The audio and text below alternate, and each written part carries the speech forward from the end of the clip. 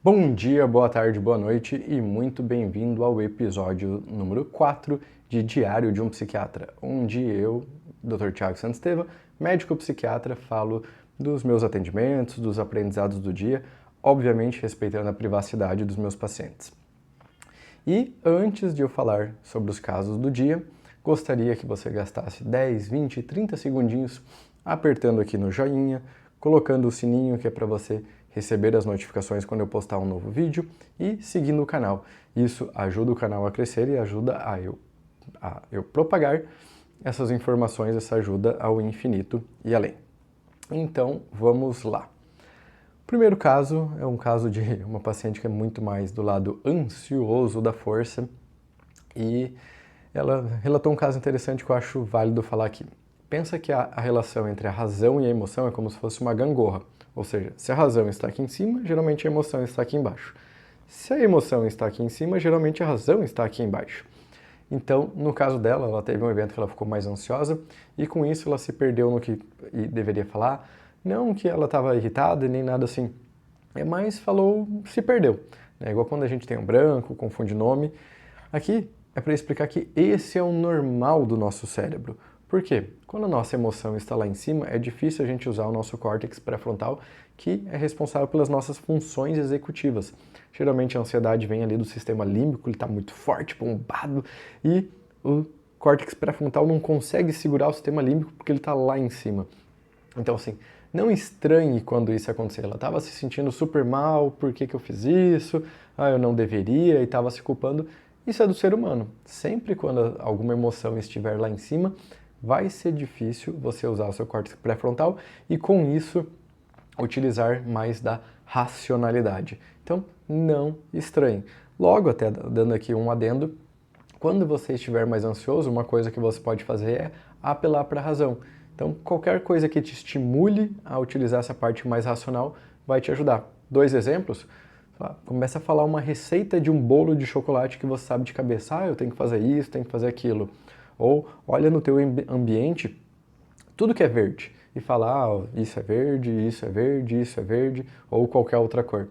Isso vai estimular uma coisa mais racional e com isso, empurrando a razão para cima, será empurrada de uma forma, vamos dizer, indireta a emoção para baixo. Essa já é uma boa forma de ajudar nessas situações. No caso dela, como ela estava difícil para se controlar, o ideal era simplesmente ter interrompido aquela ligação que ela acabou falando o que não deveria. E para isso, às vezes, vai ter que pedir ajuda de um terceiro elemento. Então, importante entender que existe essa gangorra, tá? Não se achem estranho. Acontece isso mesmo, tá? Uma outra paciente, um caso interessante também, o caso dela mostra o quanto o tratamento farmacológico para o TDAH é uma coisa individual, especializada, assim, focada na minúcia de cada paciente. Por quê? É uma paciente, por exemplo, ela é técnica de enfermagem e trabalha fazendo plantão. Ela faz um plantão de 24 horas, ela fica um dia cuidando de uma certa pessoa e no outro dia descansa. Então, assim, não é um horário habitual da maioria das pessoas que vai trabalhar no turno da manhã e da tarde. Já que começa uma forma diferente de se medicar. Tá? Então, por quê? Porque afeta o sono dela, afeta a forma de se alimentar, afeta o horário que ela vai utilizar a medicação. Felizmente, ela se deu muito bem com a atomoxetina, que é o Atenta, e que tem um efeito mais contínuo, então está sendo bom para ela, porque está ajudando ela em vários momentos. Só que tem alguns momentos, principalmente quando ela está mais cansada por causa do trabalho, que ela precisa de um recurso farmacológico. Ela até está usando habitualmente o Venvanse, mas talvez para ela faz mais sentido utilizar, por exemplo, a Ritalina, porque são pequenos momentos bem específicos do trabalho dela que ela precisaria de um auxílio maior da medicação. Então, por que utilizar uma medicação mais cara, que tem uma duração maior, no momento que você não precisa? Por isso que talvez nessa situação, talvez seja mais válido usar a Ritalina, que tem ali uma duração 3, 4, 5 horas, do que o Venvanse, que pode durar 8, 9, 10, 11 horas. Então, tu vê que se a gente só medica, só passa isso e não olha para esse tipo de detalhe, o paciente vai ficar com um tratamento incompleto. Tá? Então, às vezes a gente faz essas minúcias, essas trocas, por isso que precisa aprofundar bem. Por isso que uma consulta de 15, 20 minutos não vai conseguir ajudar o paciente. Então, O tratamento para o TDAH é um tratamento muito, muito individual. Que possivelmente já falei aqui num outro vídeo. É bem diferente do que os médicos costumam trabalhar com outras coisas. Por exemplo, vou passar um antibiótico para uma infecção na garganta. Você tem que usar aquela dose, naquela medicação, naqueles horários, naqueles dias, por tanto tempo. Aqui para o TDAH você pode mudar a medicação, você pode mudar a dose, você pode mudar os dias, você pode mudar o horário, pode mudar tudo. E isso às vezes para o paciente é difícil entender e infelizmente para colegas médicos muitos não têm essa percepção. Eles acham que tudo é o mesmo molde, é a mesma forma e repete e acaba cometendo erros, o tratamento acaba não dando tão certo. E o que eu mais gostaria de falar aqui realmente de um aprendizado, esse eu vou até gastar mais tempo, de como também é um tratamento personalizado para a questão não farmacológica, né? Teve 2 pacientes, o tema com elas foi bem parecido, que é muito de questão organizacional, e a questão organizacional é basicamente você ser criativo e pensando em estratégias para o problema específico da pessoa. Um exemplo, ela usa Ritalina, ela se dá bem com a Ritalina, porém, uma coisa comum para muitos pacientes, porque a Ritalina, como dura ali 4, 5 horas, geralmente tem que usar 2 ou 3 vezes por dia. E muitos pacientes esquecem. E ela, mas eu já tentei colocar alarme, só que aí às vezes o alarme toca, eu estou num local longe da medicação e eu não tomo a medicação. Por exemplo, eu estou numa reunião, eu estou dirigindo e a medicação está num outro lugar, eu estou no meio do trabalho e a medicação está no outro canto, aí eu preciso terminar aquilo rápido, aperto o alarme e esqueço depois. Logo, qual foi uma sugestão simples até? Por que que tu não pega? De manhã ela sempre lembra de tomar a medicação e pega esse outro comprimidinho, deixa guardado, por exemplo, na calça. E aí quando você estiver em qualquer lugar, tocou o alarme, pronto, a medicação está ali na calça, é só você tomar. Então assim, poxa, uma coisa tão simples aparentemente, mas esse é um treino que o paciente tem que ir fazendo de, eu tenho um problema, vamos exercer daqui a minha criatividade para buscar uma solução para isso, né? E ambas trouxeram questão de organização de casa. E casa é o que eu chamo de uma tarefa infinita, porque assim, a casa nunca está arrumada. As roupas nunca estão todas organizadas. A casa nunca está toda limpa. Não tem como chegar nisso. Sempre tem algo a resolver. Se sempre tem algo a resolver, então você tem que cuidar quando você define um objetivo. Por exemplo, eu vou arrumar as minhas roupas. Vai arrumar o que exatamente? Todas as roupas? Você vai só dobrar? Você vai só organizar? O que você vai fazer exatamente? Uma forma que vocês podem tentar criar isso mesmo para quem não tem TDAH é, imagina que você tem um robô empregado, responsável por cuidar da sua casa. E ele é um robô assim, tá lá, ele vai trabalhar, ele vai fazer. Só que tem um detalhe, ele tem que aprender primeiro contigo. Então, você tem que dar uma ordem muito específica. Por exemplo, você não pode falar, arruma o meu quarto, porque ele não tem no banco de dados deles o que significa essa frase, arrumar o quarto. Então, você tem que falar, eu quero que você arrume a cama, esticando o lençol, deixando, sei lá, esticadinho, colocando os travesseiros ali nessa posição. E você precisa dar essa ordem. Só que ele vai perguntar, mas quando você quer que eu faça isso? É todo dia? É dia sim, dia não? É quando você acorda? É antes de dormir? Quando eu vou fazer isso? Então você precisa dar uma ordem específica. Tirar o lixo do banheiro. Você quer que eu tire quando tiver o primeiro papelzinho higiênico ali?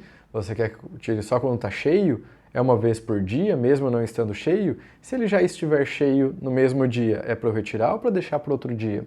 Então você precisa dar uma ordem bem específica. Por exemplo, eu gostei do que a paciente sugeriu que quando o lixo estiver em 80%, aí ela vai marcar uma linha no lixeiro, eu vou tirar o lixo, né? Então, tu vê que agora já está bem claro. Ela não tem um momento específico do dia, por exemplo, às 2 da tarde, mas tem um momento específico para ela ir fazer isso daí.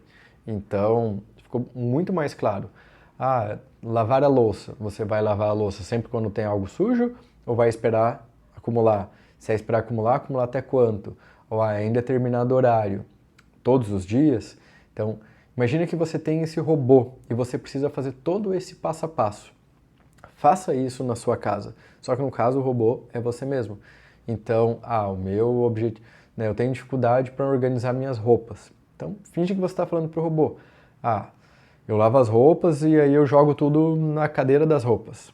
E eu vou arrumar quanto? Eu vou arrumar tudo? Eu vou arrumar 20 minutos todos os dias? Eu vou arrumar 20 minutos dia sim, dia não? Eu vou esperar acumular um tanto? Defina isso. E no início, preferencialmente, deixa muito bem escrito, deixa num local visível. Eu falei para a paciente ela pegar e fazer uma folha e colocar a rotina da casa e vai descrevendo, vai descrevendo. Ai, Thiago, mas eu faço lista e eu nunca sigo. O problema não é a lista, o problema é que você não segue por algum motivo. É a mesma coisa agendar, eu não consigo usar a agenda. Não quer dizer que você deve não tentar mais usar a agenda, quer dizer que você deve aprimorar essa forma que você utiliza a agenda. Então, cria essa lista. Ela também estava com dificuldades em organizar o sono. Cria uma lista de uma rotina do sono. Como é a minha rotina antes de dormir? A minha rotina logo depois de acordar? Quais são os horários específicos? A título de curiosidade, ela fez uma pergunta bem adequada. Como é que eu organizo o meu horário?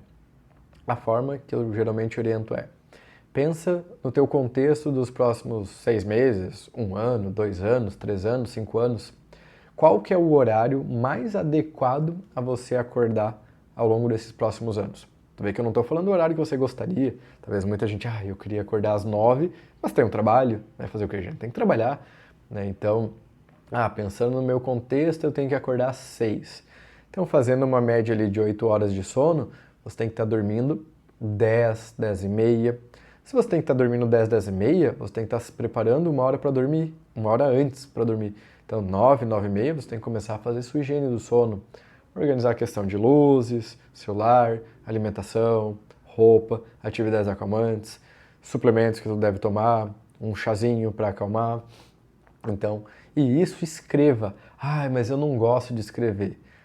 A pessoa que não gosta de escrever é porque ela não quer firmar um compromisso, porque depois que eu escrevi e eu não fiz, aquele papel ali é um dedo duro, falando, você não fez. Então, por isso que as pessoas preferem não escrever. Mas escrever é extremamente importante, tá? Basicamente, você tem que fazer uma organização, então, para tudo, porque esse teu robô ele vai te auxiliar em tudo, mas você precisa dar ordem específica para ele.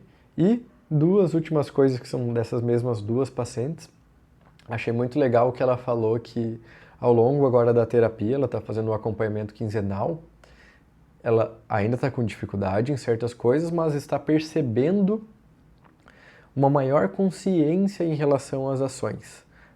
Eu até ainda faço certas coisas que eu não gostaria, mas eu estou percebendo. Olha que coisa mais linda, olha que coisa mais interessante.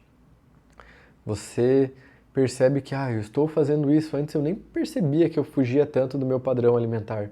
Antes eu nem percebia que eu ficava tantas horas na cama. Antes eu nem percebia tanto tempo que eu ficava no celular. Com a terapia a gente vai tomando consciência das nossas ações. E isso é muito bonito. Mas até teve um outro paciente, isso vale a pena comentar também, que falou, vou vir falar hoje as coisas de novo, a mesma coisa. Isso é o normal. Imagina que você está começando, academia para emagrecer ou para ficar mais forte. Você está 3 meses fazendo tudo bonitinho e às vezes não gerou uma grande mudança. E você precisa continuar fazendo as coisas repetidamente. E na academia você já conseguiu aquele corpo que você gostaria. Agora você vai deixar de ir na academia? Não, tu tem que fazer para ir mantendo. Então sim, falar das mesmas coisas, processar as mesmas coisas, o mesmo assunto, não é, não estou conseguindo. Isso faz parte, tá? E uma coisa interessante, eu acho que vai ser uma das últimas aqui para finalizar, essa das 2 pacientes que eu falei, uma delas, ela quer melhorar a questão alimentar. Aí ela falou assim, aí por exemplo, teve um dia lá que eu acordei, mas era para tomar café da manhã